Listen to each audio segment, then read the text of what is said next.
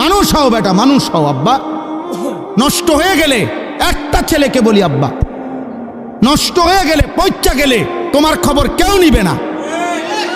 স্বার্থপর এই দুনিয়া, কারো হাতে টাইম নাই। তুই বেটা নারী দেখতে দেখতে, উলঙ্গ ছবি দেখতে দেখতে, তোর হাত তোর লজ্জাস্থানে নাপাক নষ্ট করতে করতে পয়চা যদি গল্লাও যাও, শরীর, জীবন, যৌবন শেষ, কারো হাতে টাইম নাই তোর খবর নেওয়ার বেটা। স্বার্থপর এই দুনিয়া, স্বার্থপর। মা বাবা স্বার্থপর মিয়া, বাপ মাও হাজারো লাখ লাখ, বাবা মা হিসাব হইল, আরে রাখ পড়লে পর, নামাজ রোজা বাদ দে, পয়সা কামাই কর বেটা, আমার টেয়ার দরকার, টেয়ার দরকার বেটা, টেহা দে, সোজা কথা। এরপর তুই মানুষ নাও, মানুষ এটা পরে চিন্তা করুন। কিসের নামাজ, কিসের আল্লাহ খোদা, আমার টেয়ার দরকার, টেহা দে।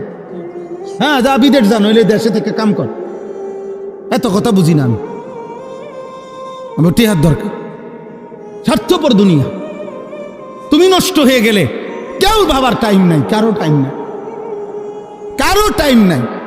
পয়চা গল্লা যদি চরিত্রহীন হয়ে যায়, অনেক ছেলে, তোমরা তো এই সুযোগটা পাইছো আব্বা, মা বাবার খামখেয়ালি, অভিভাবকের খামখেয়ালি, পরিবারের বন্ধন ছুটে গেছে, যার কারণে আজকে তোমাদের অসংখ্য ছেলে রাত দিন গুনাহ করার পরেও তোমাদেরকে টেনে ধরবে, ফিরাবে, এমন অভিভাবক অনেকের কপালে জোটে নাই।